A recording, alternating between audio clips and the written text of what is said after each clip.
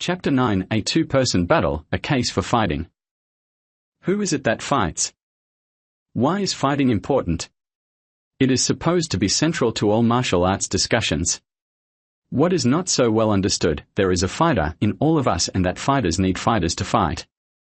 The differential needing clarity relates to those who specifically practice martial fighting, compared to the mix of passive and aggressive people who are too eager to challenge another in some makeshift arena. It is always advisable for anyone who likes a challenge to have fighting experience with their weapons of choice. As for martial defense, it is more for those who meet an unjust fighter or a violent opportunist wanting to do harm. When thinking of fighting, do not be confused by the image of the unlucky victim being taken advantage of by an opportunistic thug. What is common across all levels of fighting abilities are those undisclosed social rules that define the playing field for the two participants. Fights are socially organized, both formally as well as informally. Since they are organized, fights can be avoided, an important caveat compared to a violent, unannounced attack. Deep down, the drive to fight is about winning, where the goal is to dominate. Not to be confused with that feared predator versus prey encounter which has no bounds to any social constraints. A fight is always a contractual agreement between two parties who want to combat in a competitive way. It is the socially acceptable version of violence ruled by the alignment with fighting sports. The normative spillover of organized social fights can be observed in many social settings, like those vibrant street venues, to people's living rooms. With all that attentiveness to stage fights, it must be the easier to deal with than the prospect of facing the unfairness garnered by a surprise multiple attack. In truth, the complexities of social fighting and uncalled for aggression, both are the impossible problems where no one person has the definitive answers for all. When all forms of violence are considered, the two-person encounter is more challenging due to social normative pressures to perform compared to the unruly group attack. Fighting always needs public support and a loud, enlightened arena to attract an audience. Since the dawn of time, people think there are shortcuts to fighting glory, thus giving credence to unsavory preemptive moves ready to injure fakes by passively grinding their face in the ground. It is human nature to backstab when pushed to entertain an assault, supporting the opportunist to spawn violence without fighting. Professionals in the fighting game are not impressed by the nightmare of matchless fights. Martial practitioners ideally would like all aggression to be played out in some acclaimed testing arena. But something happened in the 70s that derailed perceptions relating to what real fighting meant to prospects. So, for decades, cinema was responsible for schooling martial traditions to a technical avalanche, overriding sensibilities of the truth about social fighting. To this day, people are confused about brick breaking and how it can be translated into the flow of a fight. Still, these on-the-floor demonstrations command excitement when explaining the efficacy of munitions that have never been thrown in times of combat. It is going to take more than decades to test all technical assertions under appropriate pressures. Let's just say the current filtered combat sports has successfully nurtured well-tested principles that lands traditional dreams on its back. Let's be clear, a fight is a long-standing social condition that evolves into existence by those who have agreed to the rules of the up-and-coming confrontations. This is not to be confused with pass-me-down-styled martial dabblings based on preemptive moves exemplifying the logic that backs thuggery. The social image of a real fight is an arena that demonstrates a clear submission of who's the winner. The transition from the training floor to the arena needs more than attention to technical detail and adherence to style. This is why newly molded martial students are weakened for their technical attractions that cannot merit chosen approaches that warrant fighting skills up front. By giving people Thor's hammer and octopus skills is great for business, but it is not evidence enough to gain effectiveness to fight in the bullpit. The martial world still promotes runaway imaginations of what the actual world of fighting is. In truth, fighting is not for everyone, therefore it is unreasonable to have every challenge fought at the highest levels. Even though all people are programmed to fight, be it passively or aggressively, it is more about proving one's wares, verbally or physically, under prescribed conditions. Confusion arises when there are credible stories relating to the use of predatory preemptive strikes delivered with martial excellence, usurping the social games played to test a person's fight credibility aimed at questioning one's defensive strengths. The unannounced assault is not a fight. The preemptive trick that covers as a fight is achieved by the time spent on foreplay that bends social rules, thus suppressing people's awareness of the true intent to do harm before any agreed fight. The traditionalists naively find advantage in self-defense in the one-off strategies reinforced by how teachers submit submissive students to a moment's inattention. The teacher-student relationship is no more than a magician's distraction trick, nothing to do with the intent of having a contractual agreement between two people before a real fight. In a fight, both people have the right to lead and resist.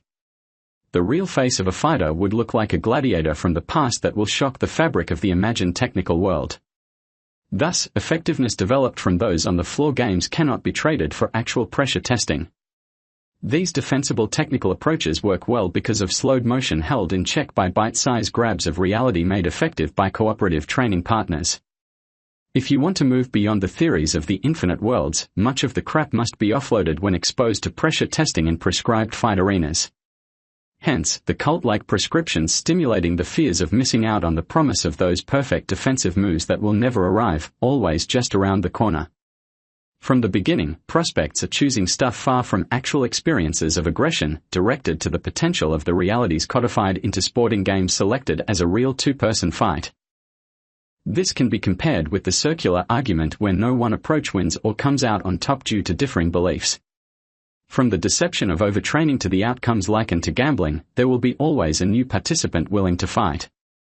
A fight may start innocent enough to test skills, then morphs into facing the devil in you as well as the opponent, acknowledged by the rising fears in the eyes of public referees.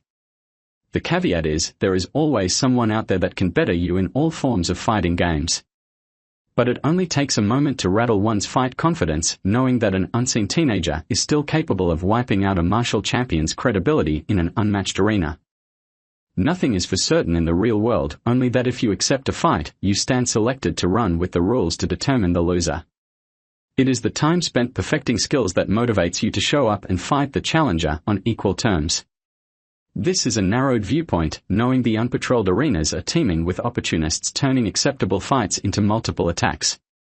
The fight scene is not all roses. People spend a lot of effort perfecting unruled ways to publicly harm others in a cowardly way. It must be a rude awakening to know you are going to get hurt beyond what counts to be real fighting that is observable by a select group. Martial arts are based on a self-selection process that draws people of a similar ilk together based on a collection of combative viewpoints that is relevant in pundits' minds. I think it is important to understand real fighting is for people drawn to actual performances that are truly intoxicating experiences resulting from paired combat. The pursuit of excellence in combative skills requires careful planning beforehand, plus specific training programs tailored to a known competitor. As mentioned before, it is better to know your opponent beforehand as well as set the rules of engagement to counter disputes relating to fairness. This has little to do with that teenager taking a swipe at an unsuspecting victim outside the confines of a social ring. Thus, the expansion of defense skills beyond the socially organized fight will need a broader range of antisocial awareness skills to be somewhat effective against unsuspecting violence. The variances in environmental awarenesses become less important when it comes to street fighting, as this is just another form of ring fighting without the physical barriers. If two people stand their ground and decide to fight, it is still bound by rules and a makeshift arena. Fighting by its very nature is beset by social rules. It is only when the heroic opportunist steps in unannounced does the fight morph into street violence against those bulletproof people, well versed in effective hit-and-run strategies. Streetwise does not need rules to justify a valid submission. The unseen or unknown enemy to social rule does not draw white lines on the pavement to conform to the regulated fight scene or pass out the duchy to collect finances to support the makeshift business plan. Fighting is an obsession of territorial proportions not to be stepped on lightly, deeply affecting people's prides long before their decisions to fight. Fighters are like bees, producing honey for promoters and can sting hard when requested at the slightest inkling of a challenge. The obvious question to ask is what is the best style? Followed by, if style A fought style B, who would win? The legitimate concern is what system will not get me spluttered when having chosen to fight. In the natural world, the loudest fight promotion will win the attention space and the fight question. This is not new to advertisers, knowing the more something is said the more it becomes accepted as a norm. Currently the fight world dominates the well-lit arenas. The resulting believers will tell prospects to come on in and all will be revealed in good time at a price. The message is universal even for the opportunistic teenager not bound by social rules, supporting the value of the fight world over the untrained hit-and-run approaches. For the converted, winning has its reinforcements supported by a rise in reputation. The idea of being dethroned must be avoided by training some more for the next event. Fighting begets fighting until you decide enough is enough due to mounting losses. Again, the bigger the reputation, the bigger the individual's campaign to be rightfully the fighter that shines. Nothing is going to stand in the way to enter another fighting arena.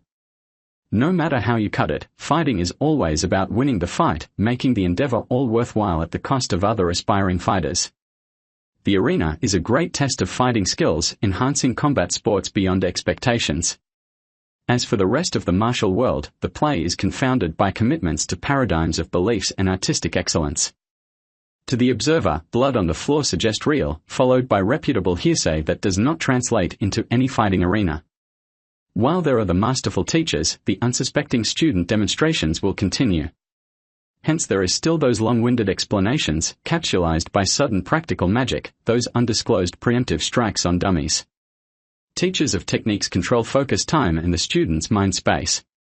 It is just another swing to the camera to grab the congregation's attention, aiming to create a joyful and soulful collective experience. Much of the information backing magical techniques does not measure up to actual fighting skills. This is why combat sports should dominate open conversations, drawing questions like, what is the best martial art? In truth, fighting in public arenas will take no prisoners. Over the years I have seen too many fighters choose a martial patsy for good reason, knowing someone's reality must be changed.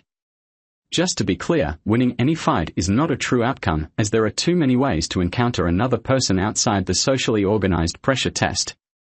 People love to focus on the caged fight, the easiest way to associate with the big boys, effectively taking advantage of being weaponized in mind, not in body. Simply, not everyone likes to bash another person, so to rub shoulders with an expert fighter is the next best thing. To a fighter, the unimaginable prize is to lose. Nobody steps into a ring to be submitted. Fighting is a social sport premised on winning. It is a huge defense against being a loser, the ultimate confidence boost beyond the borders of one's inner fears. The aim is always to get up and fight again and again till the body says no more. The mind is always willing, making fighting the go-to way to express one's resilience and durability to take another punch. Fighting is truly the impossible game, as there are no real winners. The best will eventually face the day their reign of victories will come to an end, exhausted and then falling off the bandwagon.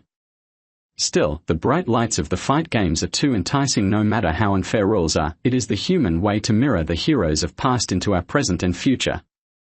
Behind all the smoke and mirrors, nobody fights unless they think they can win, even when naive or stupid. The right mind does not exist to stop and consider alternatives.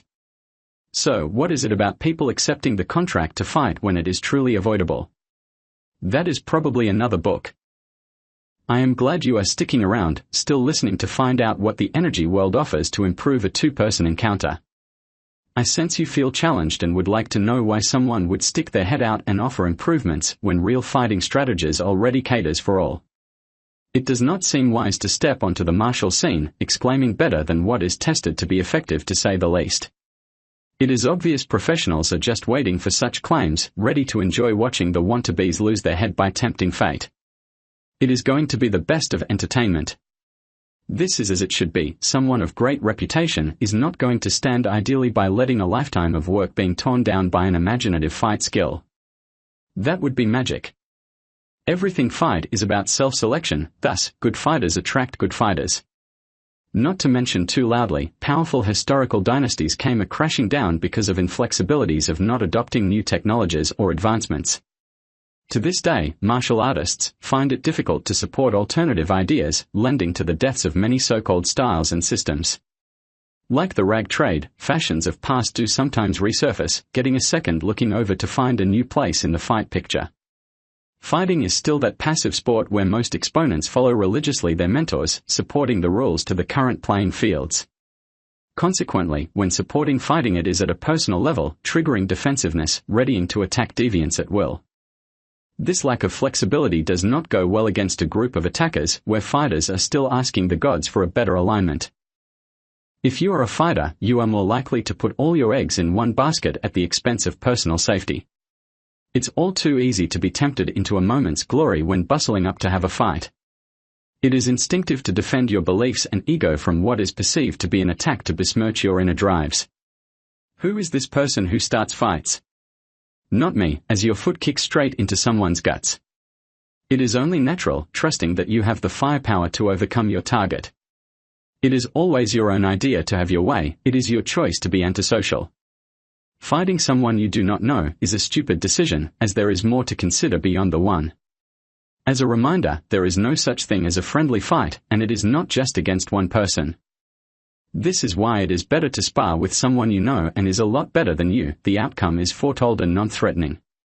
This sounds like it is a good choice to be beaten, or better still, to learn something more to handle tough times. To enter a fight is the losing proposition outside the ceremony of ruled arenas. Fools beware, in all fights you must do the hard yard before the big day. It is important to know that fight competitions are self-serving to its organizers, they have no time for dreamers and wannabes. There is always another more capable person to take your place. The question is, are you really defending yourself or showing that you can eat the hottest chili? The energy world's viewpoints should not exist in any fighting matchup, and this should be the end of the conversation, but we are all social beings hankering for an edge to better battle our way forward in this competitive world. Fighters are precious creatures, a tender bunch well rehearsed to quarrel at every opportunity to cement their reputations. They are meant to be someone that is feared. Life has its way, and so do fighters, living their life.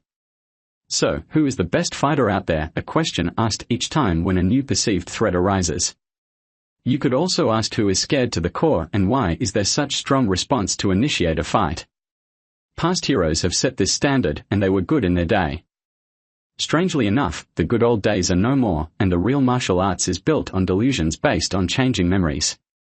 Why do masters rule the roost with just a wave of the hands, instantly mesmerizing the patronizing masses? For generations the arts have suffered an image crisis, from dressed-up followers to cult-like behaviors convinced there is more in them wise words and intricate movements. The test for the good old days was less likely to be based on caged fighting but more on some self-defense notion against a notorious criminal sect. The resulting class, structured on the teacher-student relationships, held starry-eyed followers to attention to an infinite supply of bookable techniques. Given the enormity of martial stuff, credit should be given to the newly minted fight world that has filtered the valued skills out to create a credible dish. The promise that everyone had a chance to win the impossible challenge seems to be more on the mythical side of the flow of knowledge. Whatever way you like to unpack a fight, you still need to put your heart and soul into training to produce the promise of martial excellence when entering the fight ring. Otherwise, you are just another product of self-selection, allowing yourself to be another slave to one of the prescribed artistic processes. Everyone should have a right to defend their position in life, be it in the informed playing field or not. Fighting has become a combat sport across all cultures, satisfying the masses with the best. Be it a strategy of nationalism to cultured simulations of the complacent by watching sporting heroes submitting all. People love to live vicariously through others' successes, effectively completing the circle by agreeing that current strategies as a testament to the fighting spirit. It is a slam dunk. The mindset backing the energy world's defensiveness makes little sense to social fighters except when asked to solve the impossible of a multiple attack. As mentioned, learnt fighting also has its impossibilities and inconveniences, brushing over people's eyesight by not answering all questions. The invitation to learn the best of fighting has overtones of experiences of being beaten severely. It is a no-brainer, fighters must be made of equal metal to compete. You should feel gracious that there are ruled spaces where people can fight with some dignity and feel good about the end results. There are classes to help you to learn fighting the right way, feeding the flames for future generations. Is it good or bad? That is hard to say. As it stands, today's fighting has been made real enough to snare the attention of numerous voluntary gladiators. As a reality check, not everyone claims social trophies after a fight or stands victorious. Yet, if we move into the world of self-defense, other approaches are convincing pundits they can defeat their opponents with one leg raised, plus a select set of self-defense skills conditioned to come to your aid in that moment of desperation. If you want victories against villainy, self-defense offers a comprehensive starting point and can also segue into fighting if the venture continues. Little is left to chance with these cleverly constructed self-defense explanations, helpful through a series of insights into the world of violent attacks. Even the defenseless rat can at times escape the sharp claws of many hungry cats by having chosen the early flight response. Self-defense is thoughtful, making a task timely of a decisive decision in the moment of a life threat. Not realizing you have allowed time to move the attacker's aggressive responses up a few notches, exacerbating the situation. In self-defense, there are many variables to consider when facing an unscripted violent attack. Nothing is as it seems for defense from the way it was taught. Aggression is unexpected and the abuse beyond human. The occurrence happens because the victim is seen as defenseless, the easy target. Fighting skills would have been better upfront and the more effective answer to the defenseless problem. As an example, a two-person street fight unexpectedly unfolds into a group attack, where opportunists have lost respect for social rules. As they say, the shit hit the fan, and everything is going off in all directions with no controls. What appears to be a real fight evolved into all sorts of challenges beyond self-defense explanations. Impressions are easily lost due to the ideals of a ruled social fight. Innumerable complexities are never explained beyond the social connections of fighting up front. Reputations can face the heebie-jeebies to be wary of a good fighter's label, knowing weekend warriors are really those hit-and-run masters, keeping their street smarts intact. The thought of being that fighter on the street turns illusion when one gestures back to the martial training hall. The ideal of a fighter tends to attract less secure fighters to hang around seedy spaces just to get a foot in and run. All the hard work of a real fighter can be easily lost in untruths in self-defense that comes in many shapes and forms. The combat world is reinforced by a continuous demand of proofs of moves that can withstand delivery against a defensive wall. Seldom does this account for the unwanted friendly fights that line up for the coward punch with no desserts. Secretly, fighters are revengeful and hateful to people of limited skill that take advantage of the social response reserved for fighting reputations. Self-defense skills are the product of experiences that are aversive to fighting proas, thus requiring a quick getaway. Only a fighter can reload and come back even harder, thus taking everything away from a one-hit wonder. One thing is for sure, combative sports have come of age, no matter how much gaslighting tries to hide the garbage coming out of an expert's mouth. A simple request to venture into combative rings will clean the palate and calm the waters. Even if you began your martial arts journey with a style, it is advantageous to mix combat exploits with proven stand-up and ground skills to survive the pit. As with all reasonable assertions, effectiveness can only be found at the coalface, not from talk. It is great to hear that an increased number of retractions from non-combat styles has reduced their implied aggression that has been overlapping into the fighter's world. What is good, the fighting community has claimed the ring, very aware they have eroded the martial promise with limiting the imitative demonstrations from the infinite of technical nirvana. The big question is, why are we so attracted to victories when experience is lacking? Maybe you desire one big hit, which tells you something is wrong with your martial pudding, knowing those on the floor demonstrations are only for teaching purposes. Let there not be another Kai-Power expert being broomed out of the ring in seconds. Those traditions captured by the martial dream seldom cut an effective figure in the fight world, only when demonstrating with a cooperative soul, finalizing the stunt, better seen in some blockbuster scene. Even though it is good political savvy claiming origins, credibility is greatly enhanced when effective stand-up and ground game strategies are added in the mix. Knowing traditions are not meant to change, but the best fighting practices have. The promise of smarts will not remove the threat of fights when membership to society is conditioned to compete on all fronts. This means you are likely to be dragged into a ring of discussions and good fighters. The winners are then forced to fight repeatedly to silence the negative inquiries about one's skills. It is a matter of when you will be eventually submitted by better techniques than your current arsenal. So, self-defense at times gains the status of being a combat equivalent that is useful outside the ring. As strange as this may seem, dishing up both on the same plate, it is easy to understand why pundits only talk about fighting as the connection to all martial endeavors. This allows discussions to absorb and utilize these social confirmations to aid the advantage by starting with the contracted two-person fight. To defend yourself sounds gross, meeting extreme violence on uncharted grounds with the possibility of tragic consequences. Learning to fight is a great counter to uncontrollable fears, hopefully overturning the directives of the unruly aggressor. The aim is to stop the violent aggressor getting a foothold, to secure the lead and stop harm. This passive-aggressive approach to self-defense is not what fighters use to counter a predator. Your defense will always start with awareness to be the active listener in the unexpected relationship, immediately piping back an effective deterrent. The issue is, aggression does not disappear because of some learnt defensive strategy. Knowing defense requires two to tango, meeting each other both mentally and physically, while trying to quickly fight your way to safety. Aggressive people are fickle, easily deterred at times, but ready to become unhinged quickly, increasing the threat with more injustices. Fighters, when given space, are better equipped to face unruly threats, able to compensate with controlled, harder and faster aggression. This is why it is so fearful to experience immediate aggression when training asks you to respond passively, meaning to think before striking back in defense. A victim's response is to stand frozen for too long, while taking extra time to enter that disciplined response in the search bar. During a victim's hesitation, perceptions are on hold, while the attacker leads the attack through the unresponsive defense. Only so much can be achieved when training a person 1 hour a week while styling a defense program. This does not compare to the 8 hours a day, 7 days a week fighter program. This disparity makes no impact during martial discussions, no less confused than allowing all forms of martial arts into a ring to fight. It seems the martial arts community are bastions of self-defense tuition, somehow finding it hard to compare strategies beyond what happens in the ring. So, that 1 hour defense lesson must stand as tall as the ones that fortify select fighters. There are no allowances for self-defense excursions into the wild unless discussed with fighting proas. Frightening stories will be told about the bold and desires to learn to fight left on hold. The defensive focus on what can be done, not on what can alleviate the anxiety derived from a true pressure test. Successful martial fighters will continue to investigate personal approaches to satisfy their confrontational environments with hypnotic demonstrations of their soul-destroying violence.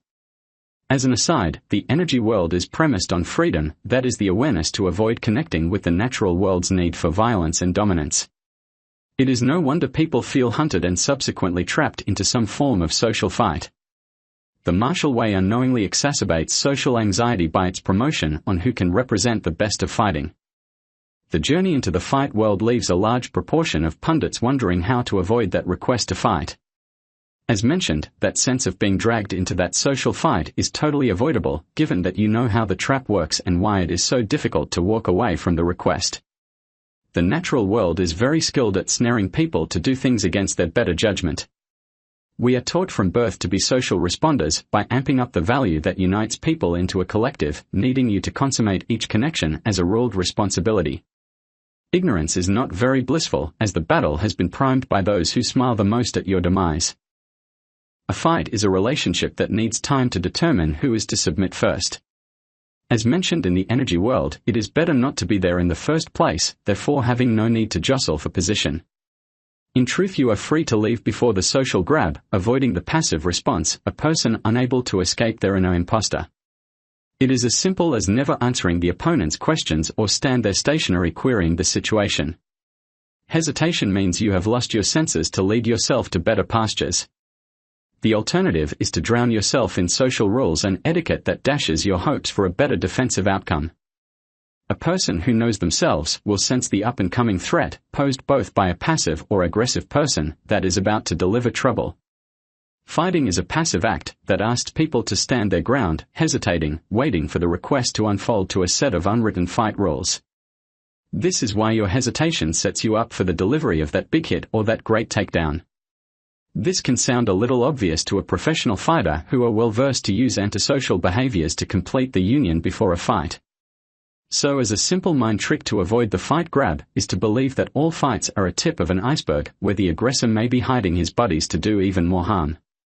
This is how a friendly street fight turns into a multiple attack very quickly. What would have happened if you had left as soon as possible rather than hanging around rubbernecking? It is not in our social nature to consider fighting without having to fight. Most of our behaviors are competitive in nature, a response that communicates a need for advantage, passively or aggressively.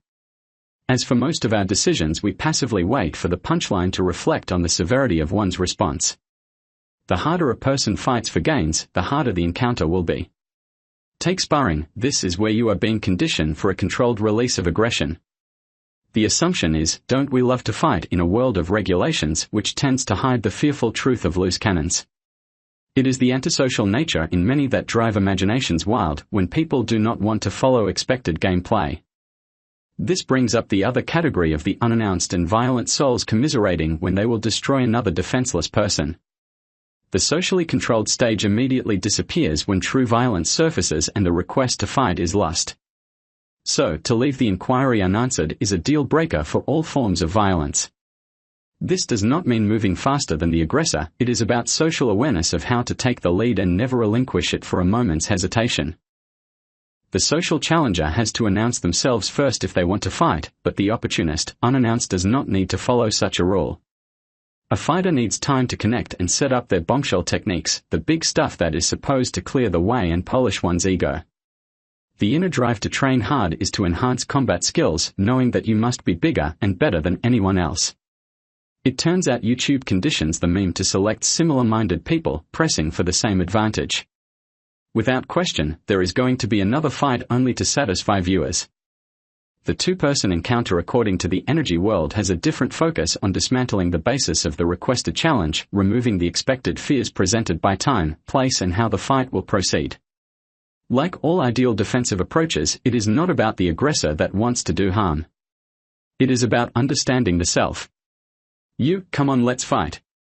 If answered, it is going to be a passive response, taking too much time to consider the counter to fulfill some normative statement. This is hesitation, deepening the necessity to fight, now having to consider the fear of an uncertain ending. Essentially, fighters need fighters to fight. Think about these last statements and how not to lose your lead and freedom. A fight is an agreement between two people to stay together till one submits. Clearly, your hesitant stance is your defensive weakness. It is not a matter of why you were chosen. The path ahead can be something different, not a product of the social stuff between your ears. Thanks for listening to Part 4a. This is a very long chapter, topics still to cover: finding the perfect opponent, connect and be cursed, who decides to fight. To fight without fighting, who is it that must fight? Yes, there are many more parts in the pipeline.